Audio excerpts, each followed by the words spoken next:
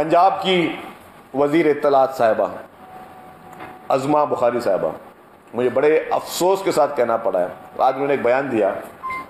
काश चले ये बयान कोई सियासतदान दे दे, ऐसा सियासतदान जिसका पार्लियामेंट से वास्ता ना हो, जिसकी थोड़ी तालीम कम हो, जिसका शऊर कम हो, तो बात समझ में आती है। अगर कोई शख्स का मैं पढ़ा लिखा आदमी और मैं एक सूबे का इंफॉर्मेशन मिनिस्टर हूँ, एक सूबे के इंफॉर्मेशन मिनिस्टर में अगर मैं एक एक अल्फाज बोलता हूँ तो मैं अपने सूबाई हुकूमत की तर्जुमानी भी करता हूँ। उन्होंने बयान दे दिया फिर मोहतरमा सली ज़रदारी साहब के हवाले से। क्या मोहतरमा अज़मा बुखारी साहिबा as a information minister of Pakistan के सबसे बड़े सूबे में आपने कॉन्स्टिट्यूशन पढ़ा है? आपको कॉन्स्टिट्यूशन पढ़ने आता है? कॉन्स्टिट्यूशन में कहाँ लिखा हुआ है कि कोई भी अप्रूवल प्रेसिडेंट के पास जाता है? कॉन्स्टिट्यूशन में कहाँ जाता है? अगर आपकी फेडरल हुकूमत ने भेजा है तो फिर बहुत बड़ी नाइली की है। अगर भेजा है कि आप हमें अप्रूवल देते प्रेसिडेंट साहब, उनका मैंडेट ही नहीं है। 100 दफा आपको बता के थक गए कि प्रेसिडेंट का ना मैंडेट है ना उनकी जॉब है। ये जिसकी नौकरी आप उसको भेजेंगे और उसका एक प्रोसेस है। उस प्रोसेस आपने अपनी कंप्लीट नहीं किया, आपने डायरेक्ट जो है आप भेज देते हैं कि जी आपने कहा कि जी हमने अप्रूवल ले लिया प्रेसिडेंट से। तो वो अगर अप्रूवल के डॉक्यूमेंट्स हैं आपके पास, आप मीटिंग के फैब्रिकेटेड मिनट्स तो कहीं पे ला सकते हैं। और अगर मेरा किसी बारे में आपने राय लेनी है ना, तो मेरी राय मैं दूंगा, मेरे डिपार्टमेंट का कोई ऑफिसर नहीं दे सकता। मेरे ख्यालात का इज़हार सिर्फ मैं ही कर सकता हूं। तो अगर किसी ब्यूरोक्रेट ने कोई मिनट्स जो है मीटिंग के, जिसमें भी अप्रूवल वर्ड कहीं पे नहीं है ना, हो ही नहीं सकता, कानून और आइन इजाजत नहीं देता। उसके बावजूद अगर पंजाब की वज़ीर इत्तलात साहिबा, जैसे मैं कहूँगा कि भाई मैं आपके तालीम पे कोई चैलेंज नहीं करता, लेकिन अगर आप जैसा शख्स एक मनसब पे बैठ के इस तरह के बयान दे रहा है तो मैं समझता हूँ बहुत अफसोस की बात है। और मैं इसको समझता हूँ कि शायद आप चाहती हैं कि पीपुल्स पार्टी फेडरल गवर्नमेंट के साथ किसी क्लैश में आए, या ये आपका कोई एजेंडा हो सकता है, ये पंजाब हुकूमत का कोई एजेंडा हो सकता है कि पीपुल्स पार्टी फेडरल गवर्नमेंट के साथ किसी क्लैश में आए। ये इस वक्त पीपुल्स पार्टी का एजेंडा नहीं है। हो सकता है आपने आज ये जानबूझ के ये बयान, एक प्लांटेड क्वेश्चन के बाद आपने ये जानबूझ के ये बयान इसलिए दिया होगा कि पीपुल्स पार्टी इस पर रिएक्शन करे, people's party Punjab federal government से कोई नाराजगी का इजहार करे, पीपुल्स पार्टी फेडरल गवर्नमेंट से कोई, शायद आपकी ख्वाहिश हो सकती है कि कोई उनकी सपोर्ट खत्म कर दे, आपकी ख्वाहिश हो सकती है, पंजाब हुकूमत के इस वक्त मौजूदा हुक्मरानों की ख्वाहिश हो सकती है। इस वक्त हम आपके एजेंडा में आने वाले नहीं, लेकिन ये बहुत ही अफसोसनाक, और मैं समझता हूँ कि जिसे कहते हैं कि जी कम सोच वाला ये बयान है आपका। और दूसरी बात कि पीपुल्स पार्टी कैनालों पे सियासत नहीं कर रही है। आपने ये भी कहा कि पीपुल्स पार्टी कैनालों में सियासत करे, पीपुल्स पार्टी कैनालों में सियासत नहीं कर रही है। आपका शायद तजुर्बा इतना नहीं है। पीपुल्स पार्टी एक मैच्योर पॉलिटिक्स कर रही है।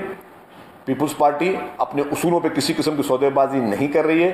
पीपुल्स पार्टी अपने लोगों के हुकूक को प्रोटेक्शन कर रही थी, कर रही है और मरते दम तक करते रहेगी।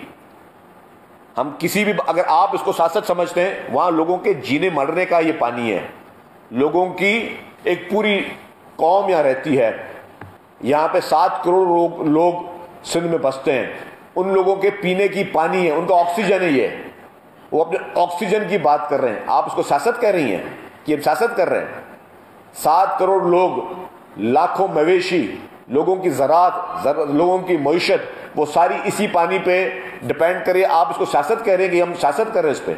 मैं समझता हूं कि बहुत ही अफसोसनाक स्टेटमेंट है ये।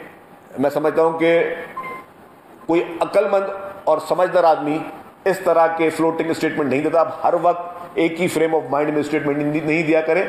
आप पहले सोचें, फिर समझें, फिर अपनी राय दिया करें। और उससे सबसे पहले आपकी सोच कुछ भी हो सकती है, आपकी समझ कुछ हो सकती है, पहले कुछ पढ़ लिया करें। आईने पाकिस्तान पढ़ के फिर मैडम आप इस तरह के स्टेटमेंट दें। बगैर आइन पढ़ के आप स्टेटमेंट ना दें।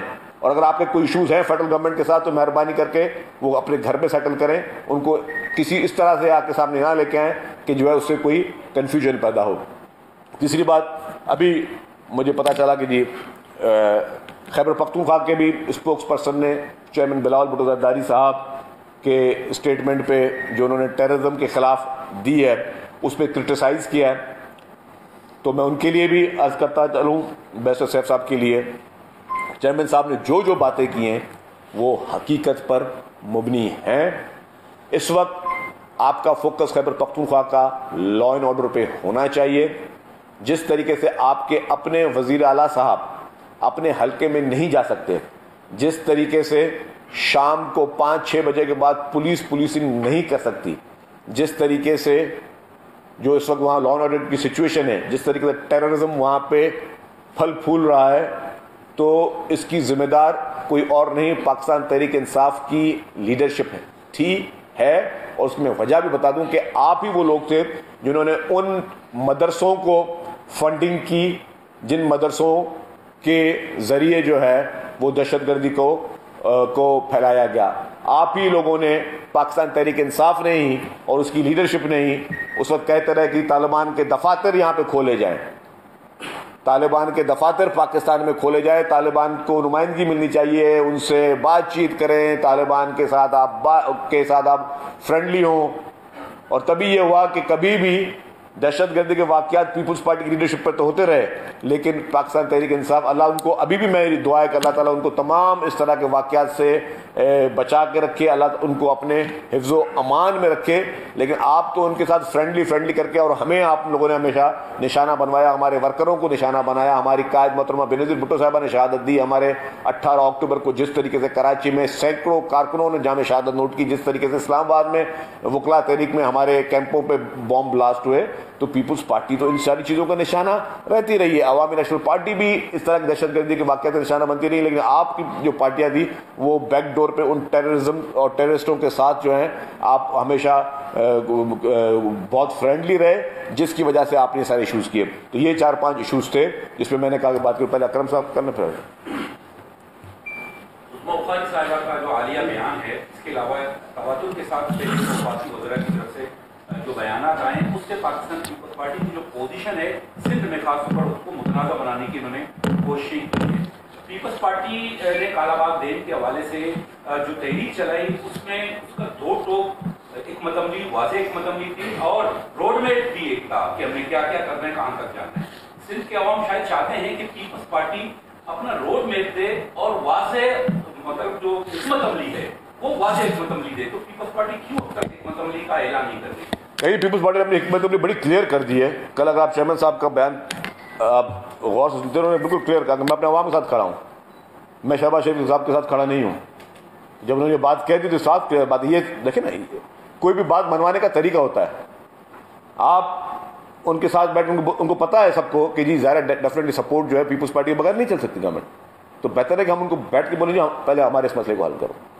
चाहे डेवलपमेंट स्कीम्स हो जो सूबे को हक मिलना चाहिए, चाहे सखर हैदराबाद का मोटरवे हो, चाहे जो नई पीएचडीपी बननी हो, चाहे पंजाब की पीएचडीपी बननी हो, वहाँ पे साउथ पंजाब के जो इशूज़ हैं, चाहे खैबर पख्तूनख्वा के इशूज़ हों, चाहे बलूचिस्तान के इशूज़ हों, हम सब आप, उन्होंने कहा हम बजट में आपको सपोर्ट तब करेंगे जब आप पीएचडीपी भी हमारे साथ बैठ के बनाएंगे। और उन्होंने ये भी कहा साथ में कि जी मैं आपके साथ खड़ा नहीं हूँ, उन्होंने नाम देकर कहा, उन्होंने कहा कि मैं अपने अवाम के साथ खड़ा हूँ। इससे ज़्यादा क्लियर मैसेज क्या होना चाहिए? मतलब आप बैठ के अगर एक चीज़ अपनी मनवा सकते हो, ज़रूरी है कि आपने कोई अफरा तफरी करके मुल्क में चीज़ मनानी हो कि आप बोल दें कि ठीक है लेट सपोज खुदा ना खास्ता, चले आपकी बात अकरम साहब, खुदा ना खास्ता वो कह देता कि जी हम हुकूमत छोड़ दें, ठीक है, मतलब हम हुकूमत में नहीं, हम हुकूमत सपोर्ट खत्म कर रहे हैं, चले भाई मैंडेट नहीं है, दोबारा इलेक्शन कराओ। पहले इलेक्शन 9 माह में हुए थे, ये अगर 9 साल तक इलेक्शन नहीं होते तो फिर कौन जिम्मेदारी देती? तो किसी भी एक इलेक्टेड गवर्नमेंट से अपनी बात मनाना आपको पता है कि आसान होती है, क्योंकि सियासी लोग सियासी बात समझते हैं, सियासी नेगोशिएशन सियासी बातों में इसी तरीके से होती हैं। तो इसी तरीके से हम कह रहे हैं कि ये बात बहुत वाज़ेह है कि हमारा स्टांस चेयरमैन साहब का बहुत बोल्ड, बहुत क्लियर और लाउड एंड क्लियर था। अच्छा सर, जी आपकी बातों से तो यही लग रहा है कि नून लीग मादी की तरह, क्योंकि मादी में भी हमने देखा है कि जब भी नून लीग की वफाकी हुकूमत आई है तो छोटे सूबों की महरूमियाँ मजीद बढ़ी है। इस वक्त सिंध चल रहा है कि नाज के इशू पे, बलूचिस्तान की सूरत हाल आपके सामने है, केपी का जिक्र आपने खुद किया, तो बाकी बचा कौन? आप इस नासमझ हुकूमत या जिसको कोई परवाह नहीं है छोटे सूबों की, उसकी हिमायत वाकई क्यों नहीं जल्द खत्म करते? नहीं, मैं पूरी नून लीग को इल्ज़ाम नहीं दूंगा इसमें, लेकिन कुछ शरारती लोग होते हैं, ना समझ लोग होते हैं जिनका थोड़ा ये इशू था। आप देखें ना, अभी ये भी वही चीज़ हुई ना कि ना समझ लोगों ने कॉन्स्टिट्यूशन पढ़ा ही नहीं और स्वीपिंग स्टेटमेंट दे दिया। जहाँ हुकूमत की हम चाहते हैं कि सिस्टम चले। जब सीसी की मीटिंग हुई थी, पीपुल्स पार्टी ने यह कहा था कि हम पीटीआई के साथ भी बातचीत करने के लिए तैयार हैं, हम पीएमएल के साथ भी बात करने के लिए तैयार हैं। वो तो पीटीआई की तरफ से जवाब आ गया जी हम आपसे तो बात करनी ही नहीं है, तो वो उनकी मर्जी थी। तो पीपुल्स पार्टी चाहती है कि जी सिस्टम चले, ये असेंबलीज